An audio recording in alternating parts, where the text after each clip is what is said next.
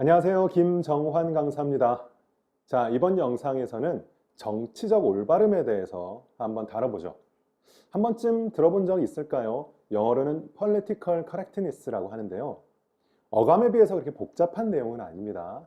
같이 한번 살펴보죠. 몇 년 전부터 이 서울시에서는 성평등 언어사전을 내고 있는데요. 이 관공서나 행정용어에서 쓰고 있는 말들 중에서 좀 차별적인 용어들을 개선해보고자 하는 움직임이죠. 그래서 시민들의 제안을 받아서 이런 것들을 좀 내고 있는데요. 예를 들면 이런 거예요. 저출산이라는 말을 저출생으로 바꾸는 거죠. 왜냐하면 출산은 여성이 하는 일인데 저출산이라고 하면 마치 이 책임 소재가 여성에게 있는 것처럼 보일 여지가 있잖아요. 그래서 중립적인 용어로 저출생 이렇게 바꾸자. 이런 것들을 말해요. 또 하나 예를 들면 유모차라는 말을 쓰지 말고 유아차라는 말을 쓰자거나 학부형이라는 말을 쓰지 말자. 왜냐하면 학생의 보호자는 아빠, 엄마인데 학부형이라는 말은 아빠랑 형이라는 뜻이거든요. 남성 중심적인 용어죠. 그래서 이런 말을 학부모로 바꾸자.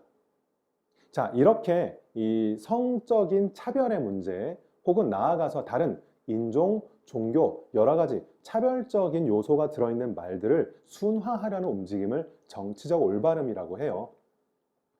잠시 후에 그 내용을 조금 더 살펴보고요. 이것과 관련된 이번 주 기사를 하나 살펴보겠습니다. 번역을 하시는 분의 기고글인데요. 자신이 번역하는 과정에서 느꼈던 점을 기사로 아주 재밌게 써주셨어요. 같이 보겠습니다. 몇 년 전 내가 번역한 책을 넘겨보다가 여배우라는 단어가 나와서 움찔했다. 그 당시는 여성 배우와 남성 배우를 철저히 구분해 쓰는 일본어 원문에 충실하고자 그렇게 옮겼겠지만 그 사이에 여배우는 낡은 단어가 되어버렸다. 그렇죠. 우리는 여배우라는 말을 쓰는데 가만히 생각해 보면 이상한 거예요. 남배우라는 말은 안 쓰잖아요. 그냥 남배우는 배우라고 하는데 여배우는 왜 여자를 굳이 붙여서 여배우라고 하느냐. 거기에는 배우는 무릇 남성이 하는 일이고 여성은 보조적인 역할을 한다라는 알게 모르게 여성 차별적인 인식이 붙어 있는 거죠. 그래서 굳이 여라는 말을 붙여서 여배우라는 말을 쓰게 되죠. 비근한 사례가 여선생님, 여은행원, 여의사, 여변호사 이런 경우들 많잖아요.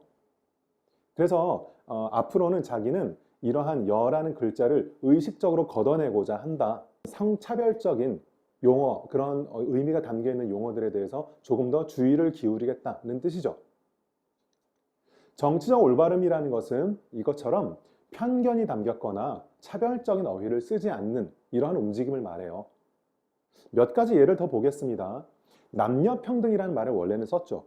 근데 이거 이상하죠. 왜 여남평등도 아니고 남녀평등이냐는 거죠. 그래서 대등하게 양성평등이라는 말을 바꿨는데요. 요 근래에는 이것을 다시 성평등이라는 말로 써요. 왜냐하면 양성이라고만 해버리면 이 성을 이분적으로 나누는 것이 되는데 여러분도 요 근래 많이 기사에서 보셨지만 성소수자들의 문제가 우리 사회에서도 중요하게 대두되고 있잖아요. 그러면 양성평등이라고 하면 그 사람들은 끼어들 자리가 없게 되는 거니까 이것을 조금 더 폭넓게 규정해서 성평등이란 용어를 쓰자 이렇게 되는 거죠. 결손가정이라는 말을 예전에 썼어요. 요즘에는 그 어감이 너무 안 좋으니까 한부모 가정이라는 말로 바꾼 것도 이 PC의 한 사례이고요. 불구자라는 말을 장애인으로 바꾼 것, 살색을 살구색으로 바꾼 것도 마찬가지입니다. 제가 어릴 때만 해도 이 크레파스에 쭉 보면 살색이라는 색깔이 있었어요. 그 제목이 살색이었는데요. 이건 굉장히 인종차별적이죠. 왜냐하면 이러한 색깔이 살에 새긴 사람들은 이 아시아의 인종들이잖아요. 근데 흑인이나 백인들하고는 좀 다를 수 있죠. 그런 이러한 인종적인 편견, 선입견을 빼기 위해서 살색이라는 말을 살구색으로 바꾼 것도 이 정치적 올바름의 사례고요. 미혼이라는 말을 비혼이라는 말로 바꾼 것도 마찬가지입니다. 미혼이라는 것은 아직 결혼을 안 했다라는 뜻이거든요. 그러니까 결혼을 하는 것이 당연하게 여겨져 있는 거죠. 저 같은 경우도 제가 아직 결혼을 안 했는데 그러니까 저 같은 경우에도 미혼을 본다면 마치 결혼을 하고 싶은데 아직 못한 것 같은 생각이 들잖아요. 저는 전혀 그런 느낌이 아니거든요. 그래서 이러한 세태를 반영해서 요 근래는 비혼이라는 말을 쓰죠. 결혼이라는 것을 당연한 것으로 간주하지 않는 하나의 사회적인 흐름이 반영된 것이죠. 자, 이러한 정치적 그 올바름의 배경에는 사상적인 배경이 있습니다. 바탕이 있습니다. 언어 결정론이라고 하는데요.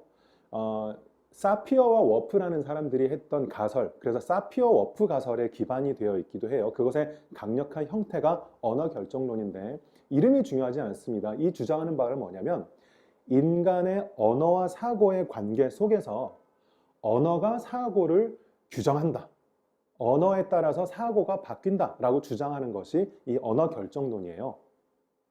물론 반대의 견해도 있겠죠. 사고가 언어를 규정한다라는 주장도 있습니다. 이 둘은 아주 첨예한 논쟁 대상이기는 한데 어쨌든 우리가 조금 전에 봤던 정치적 올바름이라는 것은 언어가 사고를 규정한다는 믿음에 근거해서 언어를 바꿈으로써 사고를 바꿀 수 있고 그에 따라서 사회도 바꿀 수 있다. 이러한 믿음이 깔려 있는 거죠.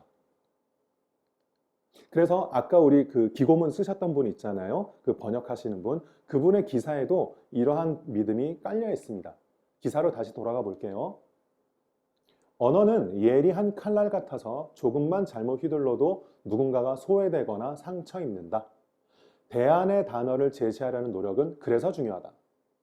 그 제시 자체를 통해 이제까지 모르고 써왔던 단어가 실은 차별적 표현임을 인지하는 효과가 있고 그래서 내 생각을 바꿀 수 있게 되고 그에 따라서 사회도 바뀌어갈 수 있겠죠. 어때요? 상식적으로 우리가 생각할 수 있는 말이기도 하고 그럼에도 불구하고 굉장히 중요한 주제임에는 틀림없죠. 그래서 논술 또는 구술 시험에도 자주 나옵니다. 예를 들어 볼까요? 앞에 있는 문제는 2017학년도 한양대 모의논술 2차 모의논술에서 나왔던 문제인데요. 문제가 조금 긴데 같이 한번 볼게요. 가의 이름 부르기와 나의 정치적 올바름이 전제하는 언어 간의 공통점을 다의 기억 니은의 입장과 관련지어서 서술해라. 그리고 라에 제시된 단어 중 하나를 택해서 정치적 올바름의 관점에서 그 단어의 함의를 비판하고 이를 대체할 수 있는 다른 말을 제안하고 그 결과를 중심으로 정치적 올바름의 의의와 한계를 함께 밝혀라. 문제가 굉장히 길고 복잡한데 이 문제를 관통하는 주제의식은 정치적 올바름이죠.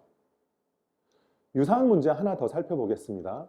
2020학년도에 출제됐던 서강대 인문사회 문제인데요. 문제가 이렇네요. 재심은 나부터 바까지를 요약하고 두 가지 입장으로 분류하고 각각의 입장에서 가의 현상을 설명하시오라고 되어 있는데요. 이 두 가지 입장이 방금 전에 제가 말씀드렸던 언어가 사회를 규정하느냐, 사회가 언어를 규정하느냐 이 입장들이거든요. 그 언어가 사회를 결정한다는 입장, 이 사고를 좌우한다는 입장, 언어 결정론적 입장에 해당되는 것이 제시문 바인데요. 바의 앞부분을 같이 한번 읽어보겠습니다. 사람들이 의식하고 있지 않은 언어의 강제력이 사람들의 경험과 사고방식을 규정한다. 그렇죠. 즉 동일한 현상이라도 언어 배경이 다르면 인식의 방법도 달라진다는 것이다. 언어가 사고를 규정한다. 이런 의미가 되겠습니다. 정리를 해보겠습니다. 그래서 저는 이 정치적 올바름이라는 것을 한마디로 정리하면 말이 곧 인격이다. 이렇게 말씀을 드리고 싶어요. 물론 아까 말씀드린 것처럼 언어와 사고의 관계는 논쟁의 대상들이 서로 논쟁을 벌이고 있어요. 어느 것이 맞다 틀리다는 것은 따져봐야 될 문제이지만 적어도 어떠한 말을 쓰는지가 우리 스스로에게 좋은 영향을 미치고 혹은 나쁜 영향을 미치고 이러한 큰 영향을 미칠 수 있다는 점은 틀림없는 것 같습니다. 그래서 말이 곧 인격이다. 어떤 말을 쓰는지가 나와 사회를 바꿀 수 있다. 정치적 올바름의 중요한 메시지가 되겠습니다.